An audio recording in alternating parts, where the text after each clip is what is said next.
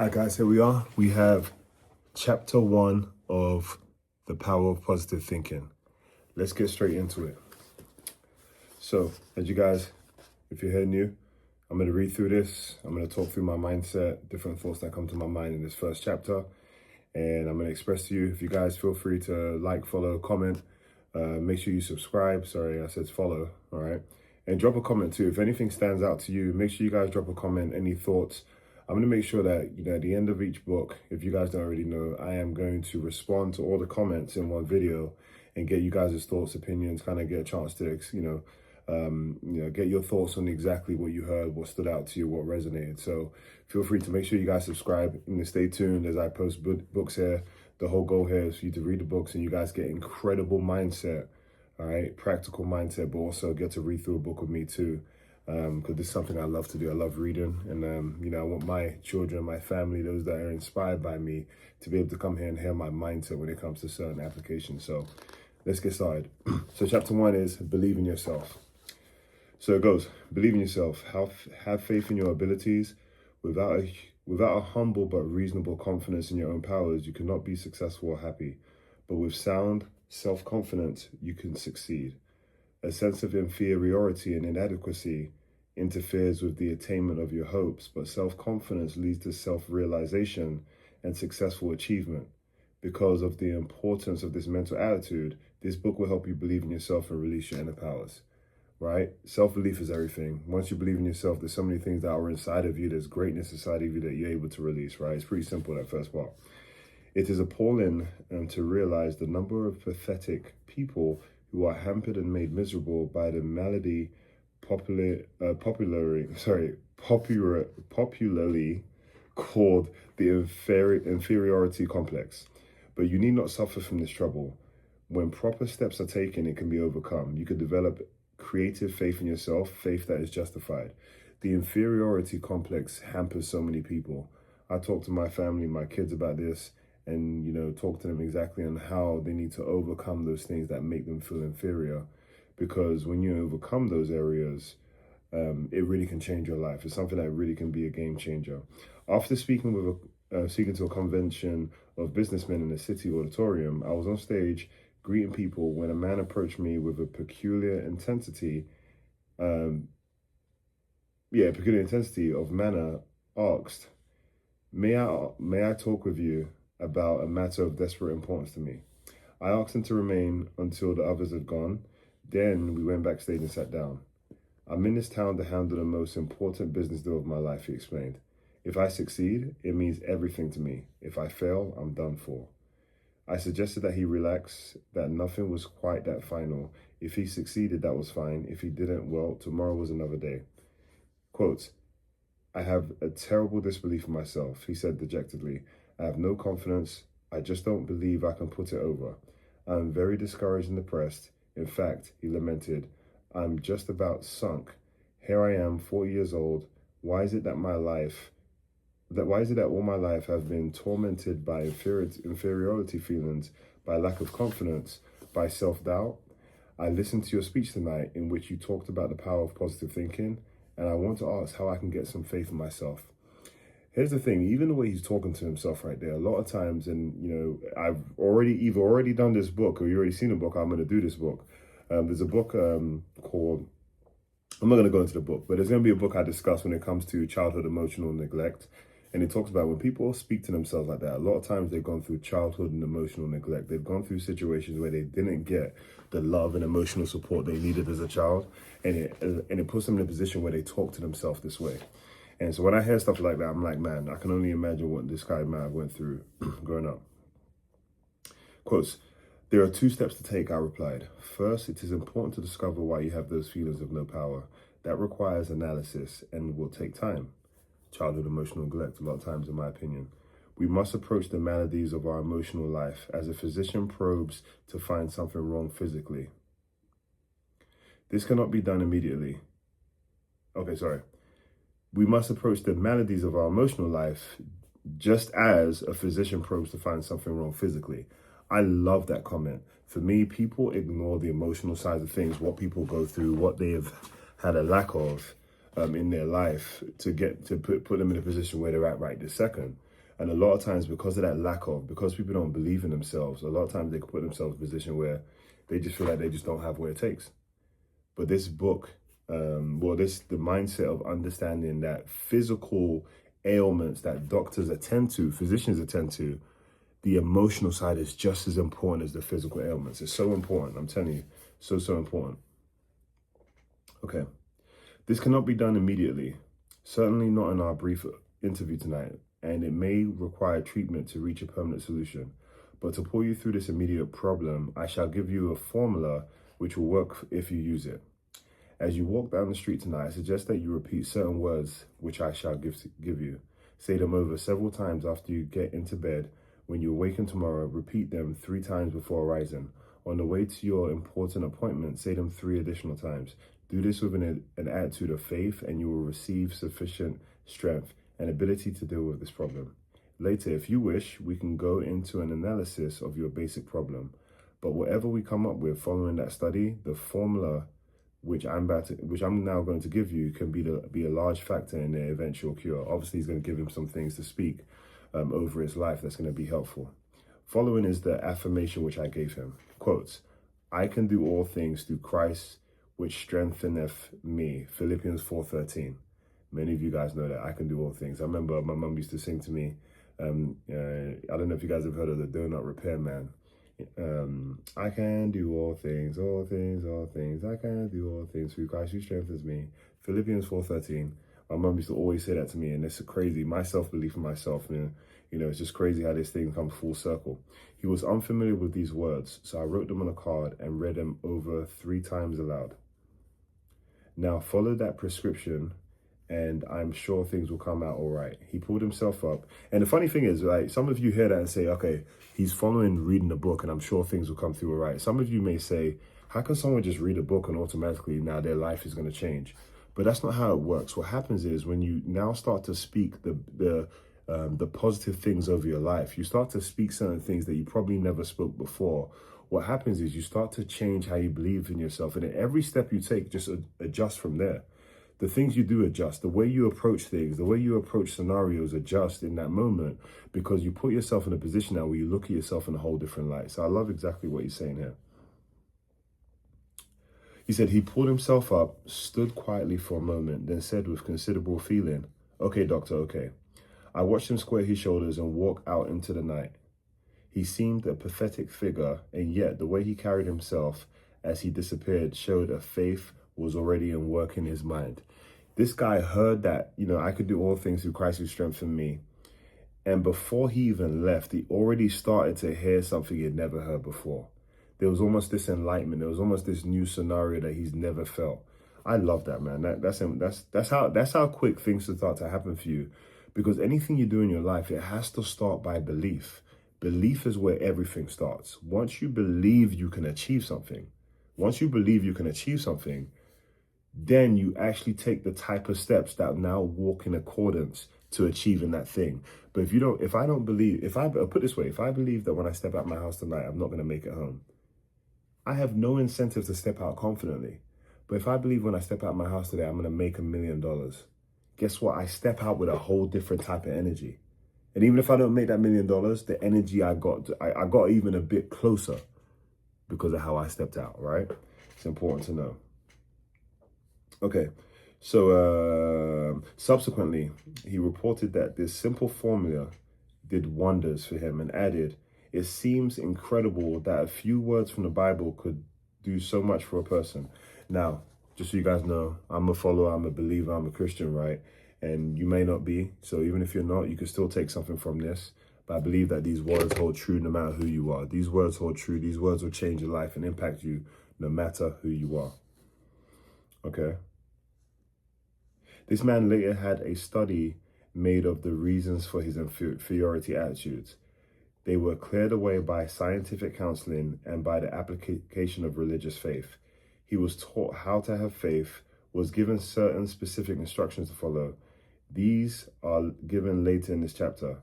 Gradually, he attained a strong, steady, reasonable confidence.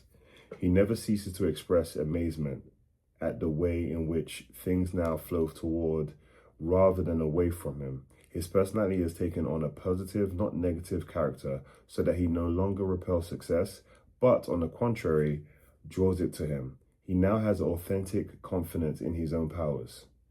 That's amazing. There are various causes of inferiority feelings, and not a few stem from childhood. Okay, what's he trying to say here? And not a few stems from childhood. I think he's trying to say that majority stems from childhood. I believe they do. But anyway, I think that's what he's trying to say. There are various causes of inferiority feelings, and not a few stem from childhood. Not a few. I think he's saying, yeah, a massive of them do stem from childhood, right? An executive consulted me about a young man whom he wished to advance in his company. But, he explained, he cannot be trusted with important secret information, and I'm sorry, for otherwise I would make him my administrative assistant. He has all other necessary qualifications, but he talks too much, and without meaning to do so, divulges matters of private and important nature. Upon analysis, I found that he talked too much simply because of an inferiority feeling. To compensate for it, he succumbed to the temptation of parading his knowledge. Okay, so I've heard of that before, where people don't feel highly of themselves, or they kind of have a lot of doubt in themselves and don't feel like a lot of self-belief. So they tend to try to overcompensate in certain scenarios, because maybe when they were young, maybe when they're around other people in their lives, people just spoke down on them. So they get a chance now. They're around other people that make them feel a decent amount of a human being. So they feel like they have to make up for lost time. That's just my assumption, right? From what I say, guys. And let me find this too much. He associated with men who were rather well-to-do, all of whom had attended college and belonged to a fraternity. But this boy was reared in poverty. He had not been a college man or fraternity member. Thus, he felt himself inferior to his associates in education and social background. To build himself up with his associates and to enhance his self-esteem, his subconscious mind, which always seeks to provide a compensatory.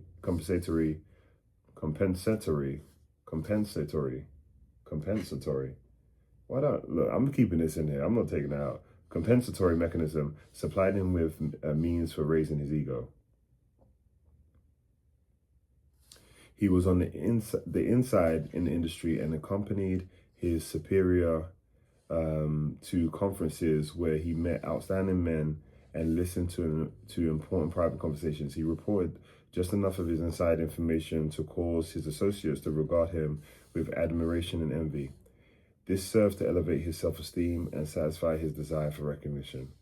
When the employer became aware of the cause of this personality trait, being a kindly and understanding man, he pointed out to the young man opportunities in business to which his abilities could lead him.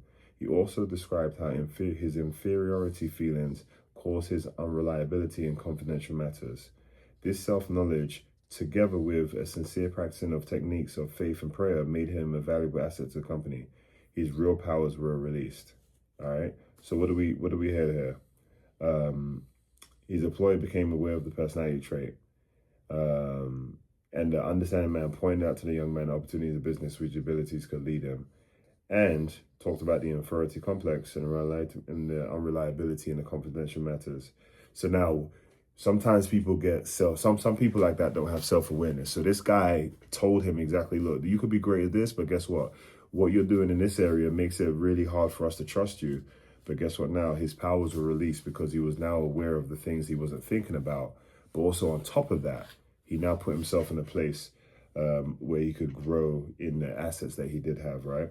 I can perhaps illustrate the manner in which many youngsters acquire an inferiority complex through the use of personal reference. A small boy, I was painfully thin. I had lots of energy, was on a track team, was healthy and hard as nails, but thin.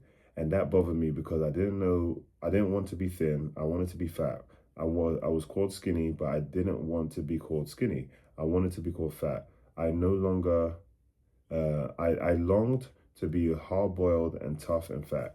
I did everything to get fat. I drank cod liver oil, consumed vast numbers of milkshakes, ate thousands of chocolate sundaes with whipped cream and nuts, cakes and pies innumerable, but they did not affect me in the slightest, sorry. I stayed thin. I lay awake nights thinking and agonizing about it. I kept on trying to get healthy until I was about 30. When all of a sudden did I get heavy, I bulged at the seams. Then I became self-conscious because I was so fat, and finally I had to take off 40 pounds with equal agony to get myself down to a respectable size. Let me tell you something, and this is something I know because I'm past 30, right? When you hit 30, man, I'm telling you, the day I hit 30, the pounds just didn't come off the same way. In the second place, to conclude this personal analysis, which I give only because it may help others by showing how this malady works, I was a minister's son, and I was constantly reminded of that fact. Everybody else could do everything, but if I did even the slightest thing, you're the preacher's son. So I didn't want to be the preacher's son. For preacher's sons are supposed to be nice and namby-pamby. I wanted to be known as a hard-boiled fellow. Perhaps that is why preacher's sons get their reputation for being a little difficult, because they rebel against having to carry the banner of church all the time. I vowed there was one thing I would never do, and that was become a preacher. Also, I came from a family practically every member of which was a performer in public, a platform speaker, and that was the last thing I wanted to be. They used to make me get up in public to make speeches when it scared me to death, even filled me with terror. That was years ago, but the twinge of it comes to me every now and then when I walk into a platform. I had to use every known device to develop confidence in what powers the good Lord gave me. I found the solution of this problem in the simple techniques of faith taught in the Bible. These principles are scientific and sound and can heal any personality of the pain of inferiority feelings. Their use can enable the sufferer to find and release the powers in which have been inhibited by feeling of inadequacy. Such are some of the sources of the inferiority complex, which erect power barriers in our personalities. It is some emotional violence done to us in childhood, or the consequences of certain circumstances or something we did to ourselves. This malady arises out of the misty past in the dim recess of our personalities. I'm telling you, childhood emotional neglect, it can be, unfortunately, if some people, are affected by this too, I hate to say, but childhood emotional neglect, it can also be in people's lives, the experience they've gone through, some traumatic experience they've gone through when it comes to abuse or stuff like that. And I hate to say it because you might be someone, I'm just connecting my little handy dandy charger here, because you might be someone that's gone through, I know people that have gone through abuse, right? And those areas affect you in life, man. What you go through your childhood is so important. It really can affect you. It really affects you. This stuff is serious, right? Yeah, it's really serious. Okay. Let's see where we at. Yes. Perhaps you had an older brother who was a brilliant student. He got A's in school. You only made C's, and you never heard the last of it. So you believe that you could never succeed in life as he could. He got A's, you got C's. So you reasoned that you were co-signed to getting C's all your life. Apparently, you never realized that some of those who failed to get high grades in school have been the greatest successes outside of school. And that's true. A lot of times when you're not so ingrained in school and you're not so tunnel vision and tunnel minded, you end up developing skills other people never develop. So that's so real, because imagine having so many degrees and studying one thing. Usually that most likely means that that person is going to be geared in that one thing and that one thing only. So I love that mindset. Okay. Because maybe apparently you never realized that some of those who fail to get high grades, okay, cool. Just because somebody gets an A in college doesn't make him the greatest man in the United States, because maybe his A's will stop when he gets his diploma, and the fellow who got C's in school will go on later to get real A's in life. I love that. The greatest secret for eliminating the inferiority complex, which is another term for deep and profound self-doubt, is to fill your mind with overflowing with faith. Develop a tremendous faith in God, and that will give you a humble yet soundly realistic faith in yourself. The acquiring of dynamic faith is accomplished by prayer, lots of prayer, by reading and mentally absorbing the Bible, and by practicing its faith techniques. In another chapter, I deal with specific formulas of prayer, but I want to point out here that the type of prayer that produces the quality of faith required to eliminate inferiority is of a particular nature. Surface skimming, formalistic, and perfunctory prayer is not sufficiently powerful. You can't make it surface, right? It's got to be deeper. A wonderful colored woman, a cook in a home of friends of mine in Texas, was asked how she completely mastered her troubles. She answered that ordinary problems could be met by ordinary prayers, but when a big trouble comes along, you have to pray deep prayers. One of my most inspiring friends was Harlow B. Andrews of Syracuse, New York. One of the best businessmen and competent spiritual experts I ever knew. He said the trouble with most prayers is that they aren't big enough. To get anywhere with faith, said he, learn to pray big prayers. God will rate you according to the size of your prayers. Doubtless, he was right. For the scriptures say, according to your faith be unto you, Matthew 9:29. So the bigger your problem, the bigger your prayer should be. Wow. So the bigger you encounter things in life, the bigger your prayer should be. The bigger you should be looking to be changed and impacted in many ways. Roland Hayes, the singer, quoted his grandfather to me, a man whose education was not equal to that of his grandson, but whose native wisdom was obviously sound. He said, the trouble with lots of prayer is they ain't got no suction. Drive your prayers deep into your doubts, fears, inferiorities. Pray deep, big prayers that have plenty of suction, and you will come up with powerful and vital faith. That's powerful. When your prayers, and if you don't believe in prayer, you can skip over this, but when you believe in prayer and you deeply, one thing about prayer is you deeply plug in the utmost faith, the utmost depth to it, then your mind automatically starts to believe, okay, I've just put something powerful in my favor that can get me to a place that no other person can overcome, because I've got my Lord and Savior in my corner. It's a phenomenal thing. It's really a phenomenal thing. Sorry, I took a quick second because I had to remember where I was at. Go to a competent spiritual advisor and let him teach you how to have faith. The ability to possess and utilize faith and gain the release of powers it provides are skills, and like any skills, must be studied and practiced to gain perfection. At the conclusion of this chapter are listed 10 suggestions for overcoming your inferiority pattern and for developing faith. Practice these rules diligently, and they will aid you in developing confidence in yourself by dissipating your feelings of inferiority, however deeply embedded. At this point, however, I wish to indicate that to build up feelings of self-confidence, the practice of suggesting confidence concepts to your mind is very effective. If your mind is obsessed by thoughts of insecurity and inadequacy, it is, of course, due to the fact that such ideas have dominated your thinking over a long period of time. If you're thinking of inadequacies, if you're thinking down of yourself, these have dominated your thoughts. It's so easy for you to think these things because they've always been in your mind and they continue to dominate your thoughts, right? So you have to get, sorry if you see me doing that, I'm just adjusting my chair. You have to get to a place where you outroot that, right? Another and more positive pattern of ideas must be given the mind, and that is accomplished by repetitive suggestion or confidence ideas.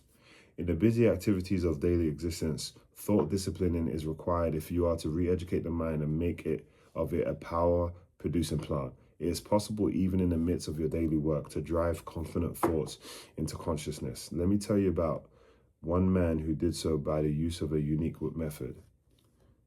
One icy winter morning, he called for me at a hotel in a mid-western city to take about 35 miles to another town to fill a lecture engagement. We got into his car and started off at a rather high rate of speed on the slippery road. He was going a little faster than I thought reasonable, and I reminded him that we had plenty of time and suggested that we take it easy. He said, "Don't let my driving worry you," he replied. "I used to be filled with all kinds of insecurities myself, but I got over them. I was afraid of everything. I feared an automobile trip or airplane fight, and if any of my family went away, I was worried until they returned. I always went around with a feeling of something that was going to happen, and it made my life miserable." I ain't gonna lie to you guys, I am an over-worrier myself. Now, it doesn't affect my confidence. I just have certain things I don't like to do. When I go to hotels, I don't like to stay at high places. Especially 'cause I've got kids now, man. I don't go on roller coasters no more. So there's some things that I just don't do, but it's not because of lack of confidence. It's just I just don't think it's worth it. It's just the pros and the cons. The pros have outweighed the cons have outweighed the pros. All right. The state of mind this state of mind reflected itself in my business, and I wasn't doing very well. But I hit upon a wonderful plan which knocked all these insecurity feelings out of my mind. And now I live with a feeling of confidence, not only in myself, but in life generally. This was the wonderful plan he pointed to. He pointed to two clips fastened on the instrument panel of the car just below the windshield, and reaching onto the glove compartment, took out a pack of small cards. He selected one and slipped it beneath the clip. It read, "If ye have faith, nothing shall be impossible unto you." Matthew 17:20. He removed that one, shuffled expertly through cards with one hand as he drove, selected another, and placed it under the clip. This one read, "If God be for us, who could be against us?" Romans 8:31. In quotes, "I'm a traveling salesman," he explained, "and I drive around all day calling on my customers. I've discovered that while a man drives, he thinks all kinds of thoughts. If this pattern of thought is negative, he will think many negative thoughts during the day, and that, of course, is bad for him. But that is the way I used to be. I used to be like that too. I used to think a lot of negative things, right? And some of you are like that too yourself. Comment down below if you guys feel that. Guys, maybe remember to like, subscribe too. I know this is a longer video, guys, but this is for you to read through this with me and for us to connect and talk, okay? All right. If his thought pattern was negative, he would think many negative thoughts during the day, and that, of course, was bad for him. But that is the way it used to be. I used to drive around all day between calls, thinking of fear and defeated thoughts, and incidentally, that is one reason my sales were down. But since I've been using these cars as I drive and committing to the words of to memory, I have learned to think differently. The old insecurities that used to haunt me are just all all gone. And instead of thinking fear of defeat and ineffectiveness, I think thoughts of faith and courage. It is really wonderful the way this method has changed me. It has helped in my business too. For how can one expect to make a sale if he drives up to a customer's place of business thinking he's not going to make a sale? That's deep.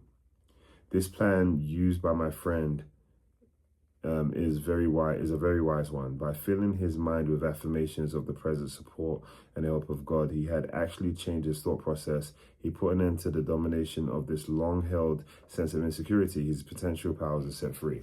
When you're constantly positive, when you have a method like this, when you're pouring into yourself, putting the right words and the right thoughts, you get rid of all those negative thoughts and feelings. We build up the feeling of insecurity or security by how we think. If in our thoughts we constantly fix attention upon sinister expectations of dire events that might happen, the results will be constantly to feel insecure. And what is even more serious is the tendency to create by the power of thought the very condition we fear. You know what's crazy? I can be like this with my son. I feel like I've created a lot of fear in my son because I like to be very real with him and let him understand the potential of certain dangerous things. But I feel like I'm in a place now where I need to overpower that stuff with positivity, but still make him aware of some of the dangerous stuff, okay? And guys, we don't have too long. We only have, let's see, if you guys are watching this, 1, 2, 3, 4, 5, 6 pages. Let's get through them, okay? All right, this salesman actually created positive results by vital thoughts of courage and confidence through the process of placing the cards before him in his car. His powers, curiously inhibited by defeat psychology, now flowed out of a personality in which creative attitudes had been stimulated. Lack of self-confidence apparently is one of the great problems besetting people today. In a university, a survey was made of 600 students in psychology courses. The students were asked to state their most difficult personal problem. 75% listed a lack of confidence, and it can safely be assumed that the same large proportion is true of the population generally. Everywhere you encounter people who are inwardly afraid, who shrink from life, who suffer from a deep sense of inadequacy and insecurity, who doubt their own powers. Deep within themselves, they mistrust their ability to meet responsibilities or to grasp opportunities. Always they are beset by the vague and sinister fear that something is not going to be quite right. They do not believe that they have it in them to be what they want to be, and so they try to make themselves content with something less than of what they're capable of. what they're capable. Thousands upon thousands go crawling through life on their hands and knees, defeated and afraid. And in most cases, such frustration of power is unnecessary. That's so real. You have to be pouring positivity into your life. The blows of life, the accumulation of difficulties, the multiplication of problems tend to sap energy and leave you spent and discouraged. In such condition, the true status of your power is often obscured, and the person yields to a discouragement that is not justified by the facts. It is vitally essential you reappraise your personality assets when done in an attitude of reasonableness. This evaluation will convince you that you are less defeated than you think you are. For example, a man, 52 years of age, consulted me. He was in great despondency. He revealed utter despair and said he was all through. He informed me that everything he had built up in his lifetime had been swept away. Everything, I asked? Everything, he repeated. He was through and reiterated, I have nothing left at all. Everything is gone. There's no hope and I'm too old to start over again. I have lost faith. I never advise people to speak like this over yourself. Never. But this guy had a reason to. You obviously felt really down. Naturally, I felt sympathetic towards him, but it was evident that this chief trouble was the fact that dark shadows of hopelessness had entered his mind and discolored his outlook, distorting it.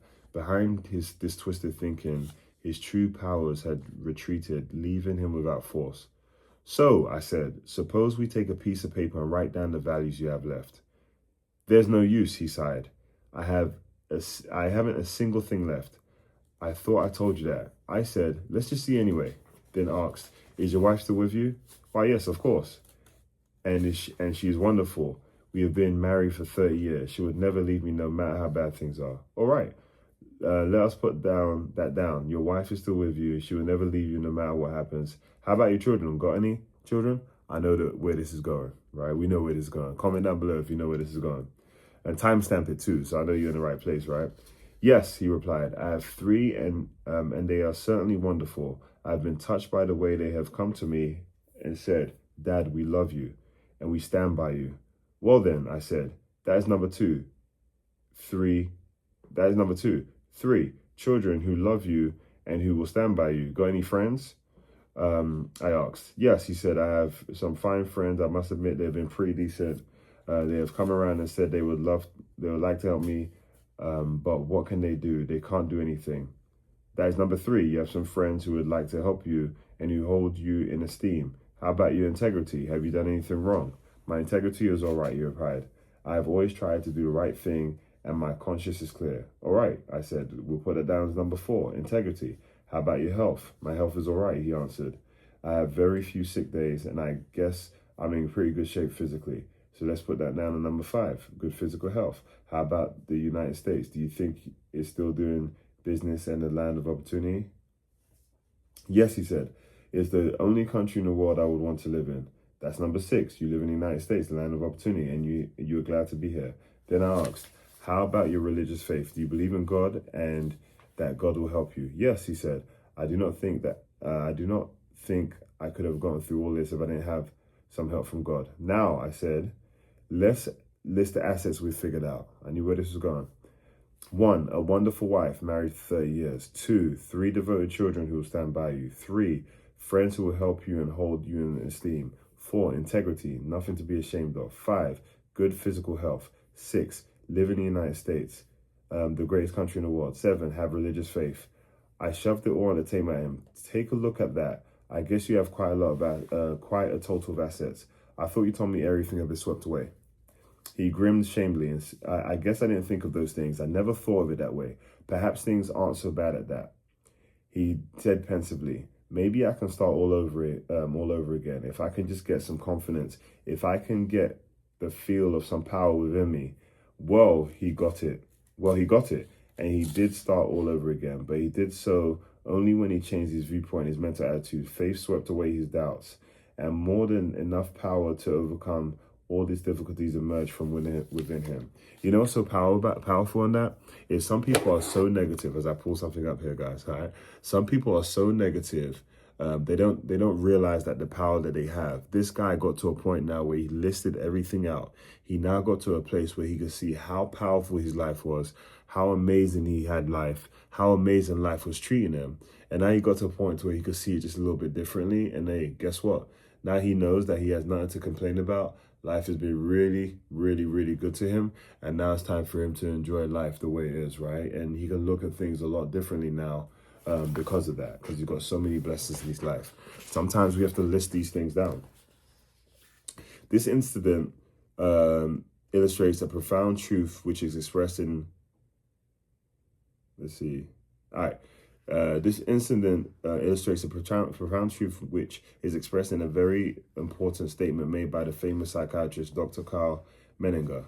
He said, "Attitudes are more important than facts. That is worth repeating until it grips you. Any fact facing us, however difficult, even seemingly hopeless, is not so important as our attitude towards the fact." This is huge.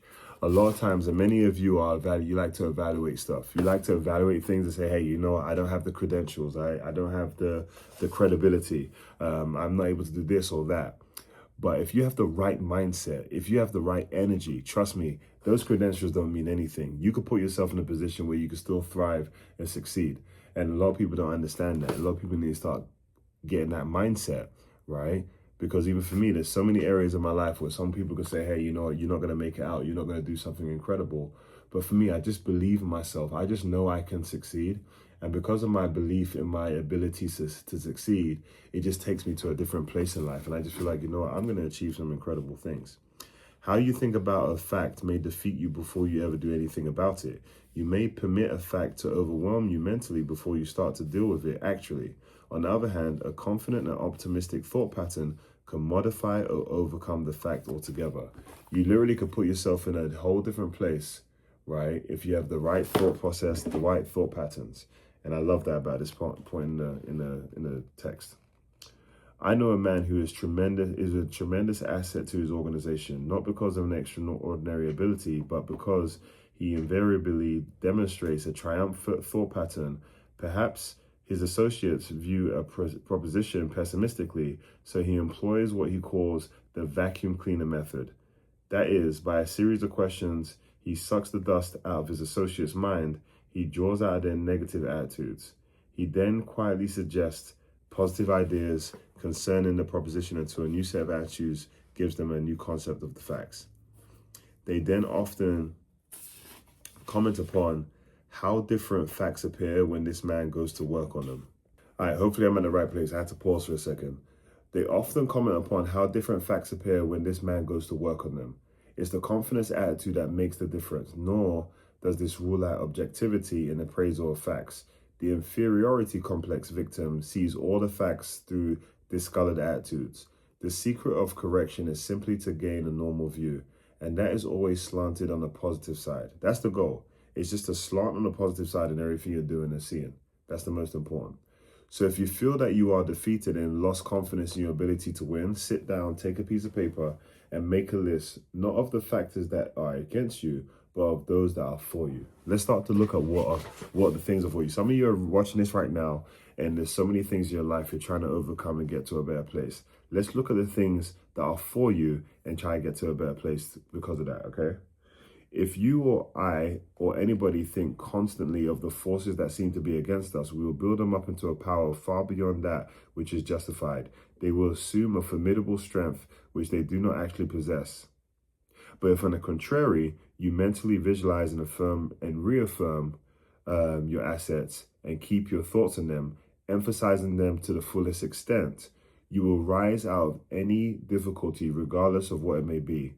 Your inner powers will reassert themselves with the help of God, lift you from defeat to victory. Wow, you could be lifted from defeat to victory. One of the most powerful concepts, one which is a sure cure for lack of confidence, is the thought that God is actually with you and helping you. Wow, that's powerful. This is one of the simplest teachings in religion, namely that Almighty God will be your companion, will stand by you, help you, and see you through. No other idea is so powerful in developing self-confidence as this simple belief when practiced. To practice Simply affirm, God is with me. God is helping me. God is guiding me. Spend several minutes each day visualizing his presence. Then practice believing that affirmation. Go about your business in the assumption that what you have affirmed and visualized is true. Affirm it, visualize it, believe it, and it will actualize itself. The release of power which this procedure stimulates will astonish you. When you put that belief in place, you'd be surprised how it changes your life. It really does. Feelings of confidence depend upon the type of thoughts that habitually occupy your mind. Think defeat and you are bound to feel defeated. But practicing confident thoughts make it a dominating habit, and you will develop such a strong sense of capacity that regardless of what difficulties arise, you'll be able to overcome them. One thing that people know about me is I honestly believe that there's a way around everything and I can accomplish anything I want to. I really believe that. I honestly really believe that. And I really believe that if I don't get somewhere, I don't have a chance to get somewhere, it honestly is because of me. It's because something that I'm holding back and something that's affected me. Feelings of confidence actually induce increased strength. Clergyman and writer Basil King once said, "Be bold, and mighty forces will come to your aid." Experience proves the truth of this. You will feel these mighty forces aiding you as you increase your faith, reconditions your attitudes. Ralph Waldo Emerson declared a tremendous truth. They conquer who believe they can. And he added, "Do the thing you fear, and the death of fear is certain." Do the thing you fear, and the death of fear is certain. Practice confidence and faith, and your fears and insecurities will soon have no power over you. Once, when Stonewall Jackson planned a daring attack, one of his generals fearfully objected, saying, "I'm afraid of this," or "I fear that." Putting his hand on,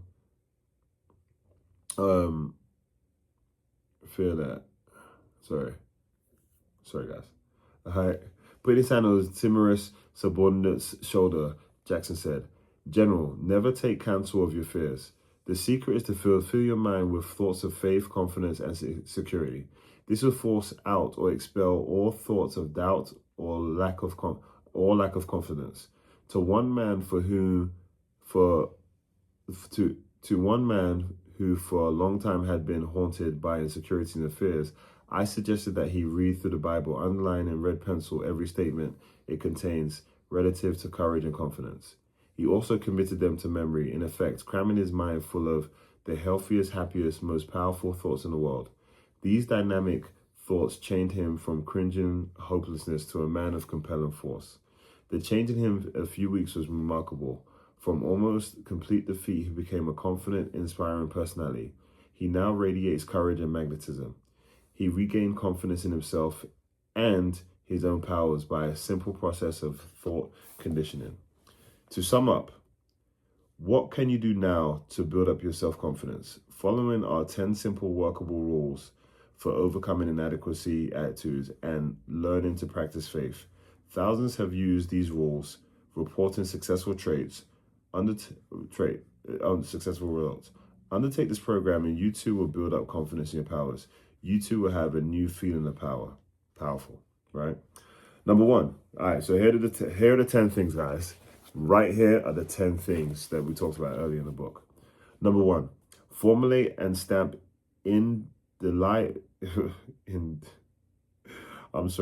Formulate and stamp indelibly on your mind a mental picture of yourself succeeding. Hold this picture tenaciously. Never permit it to fade. Your mind will seek to develop this picture. Never think of yourself as failing. Never doubt the reality of the mental image that is so most dangerous. For the mind always tries to complete what it pictures. So always picture success no matter how badly things to be going in the moment. So putting yourself in a place of success, what would it look like for you to succeed in that job you have, that business, that relationship, wherever it is, that parenting? What would it look like for you to succeed? And wherever that looks like, imagine yourself there. Just visualize that. Like that's what it's going to be for you. That's where you're going to be, and that's what you're going to look like. And I know where I'm going to take that to in this next place in my life. Number two, whenever a negative thought concerning your personal powers comes to mind, deliberately voice a positive thought to cancel it out. Okay, so whenever a negative thought concerning your personal powers come to mind, Deliberately voice a positive thought to cancel out anything that makes you doubt yourself. So if I say to myself, man, I'm not going to be able to, cook that food. I don't know. It's random, right? Absolutely. No, actually, you know what? Hell yeah, I'm going to be able to do it. I can do this. This will be successful. If anything, I will learn something from it, right? Number 3, do not build up obstacles in your imagination. Depreciate every so-called obstacle, minimize them. Difficulties must be studied and efficiently dealt with to be eliminated, but they must be seen for what they are. They must not be inflated by fear. So any obstacles you guys have, you got to minimize those. The obstacles that seem to be in your way, you got to think of them as less than they are. You got to shrink those obstacles, right? If you feel like you're not going to be able to pass a test in school, whatever it might be, you say to yourself, you know what, this test is no big deal. I'm going to prepare like crazy. I'm going to do everything myself to put myself in a place of success. Then I'm going to go out there and just take the dang test and have success from there. Minimize the obstacle. Number 4, do not be awestruck by other people and try to copy them. Nobody can be you as efficiently as you can. Remember also that most people, despite their confident appearance and demeanor, are often as scared as you and as doubtful of themselves. I love this comment because when my basketball career, I always said to myself, even if I wasn't, on paper the best, I always said to myself, okay, as I go into this court, I have to think of myself as the best. Some of the things I didn't accomplish in my life too, and I wish I could have done better, were the times I really didn't actually believe in myself and I really didn't actually think of myself as the best. And because of that, because of those areas in which I didn't think of myself as the best, I didn't achieve some of the most simple things that I was supposed to achieve. I didn't achieve some of the simple things I was supposed to achieve. So I love this. I never make myself awestruck. I even tell my son when he goes out in sports, hey, you're the best player in the court. No matter what those people are doing and scoring, you are the best player in the court. You have to go out there and show us. 5, 10 times a day, repeat these dynamic words. If God be for us, who could be against us? Romans 8:31. Stop reading and repeat them now, slowly and confidently. I'll do it once. If God be for us, who can be against us? Okay. 6, get a competent counselor to help you understand why you do what you do. Learn the origin of your inferiority and self-doubt feelings, which often begin in childhood. Self-knowledge leads to a cure. I told you guys about childhood. A lot of this starts from childhood. You have to understand, when you're born, when you come into this world, you come into and you see, whether it's your mother or your father, those are your heroes. No matter how great they are or terrible they are, they're your heroes. You take everything that they say to you. You don't take it with a grain of salt. You take it as a massive dumpling, right? It's such a significant force in your head. But remember, drug dealers, depressed people, criminals, happy people, amazing people, successful people, all can have babies. What it takes to have a baby is not any of those things. So anyone in the world can have a baby and bring you into this world and actually play a participant in your inadequacy and yourself and your feeling of inferiority. So it's important to understand and get that knowledge of your childhood. 7, 10 times a day, each day, practice following the affirmation, repeating it out loud if possible. I can do all things through Christ which strengthens me. Philippians 4:13. Repeat those words now. I can do all things through Christ who strengthens me. That magic statement is the most powerful antidote on earth to inferiority thoughts. So those that have inferiority thoughts, repeating to yourself, I can do all things through Christ who strengthens me, or whatever you believe in. For me, through Christ who strengthens me. 8, make a true estimate of your own ability, then raise it 10%. Do not become egotistical, but develop a wholesome self-respect. Believe in your own God-released power. So think highly of yourself. And in whatever that amount of highness you think of yourself, say to yourself, you know what? I'm going to raise that another 10%. I think myself, I feel like to myself, and 10% of the whole amount could be, right? I think, of myself, I am a 10. Yeah, I am a 10. Sorry, guys, my light cut out as you see, but we're still going, okay? Now, let's get to the next one.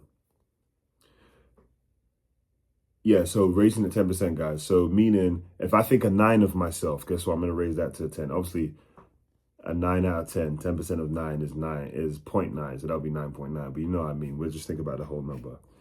9, put yourself in God's hands. To do that, simply state, I am in God's hands. Then believe you are now receiving all the power you need. Feel it flowing into you. Affirm the kingdom of God is within you. Luke 17:21. In a form of adequate power to meet life's demands. All right. So put yourself in God's hands. Whoever you believe, put yourself in their hands. And number 10, and this is the end of the chapter. Remind yourself that God is with you and nothing can defeat you.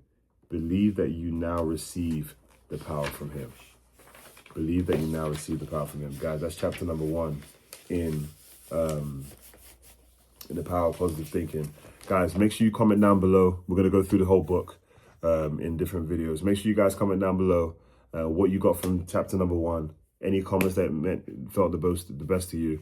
As I get to the end of the book, I'm going to go back and look at everyone's comment. I'm going to make a video specifically for the comments to pull you guys up, answer what you guys commented about, give you my perspective, answer questions too. If you guys have questions, I want to be able to answer those for you too. I feel like I have a lot of, I've been in sales multiple years, over 10 years. I've been a college and international athlete. I'm born and raised in London, live in the United States of America. I've done so much things and I think I can add so much value to you. But that's chapter 1 of The Power of Positive Thinking by Norman Vincent Peale. And we're going to get back to chapter 2. But make sure you comment down below. I want to be able to, shout your comment out and respond to you and add to that. Wherever you comment down below, I'm going to add to it too myself. And we're going to go through this whole thing. Again, you can speed up the video. You can come back to it another time. But let's get through these books together. I think you're going to love exactly all the books I have on here on the channel. Whether I've posted them already or going to get ready to post them. It's going to be a great conversation. And I think you guys are going to love it. So take care. Make sure you guys like, comment, subscribe. Make sure you share this with a friend who you think this will impact, a family member or someone that you feel like can just really get something from this. And take care. See you guys soon.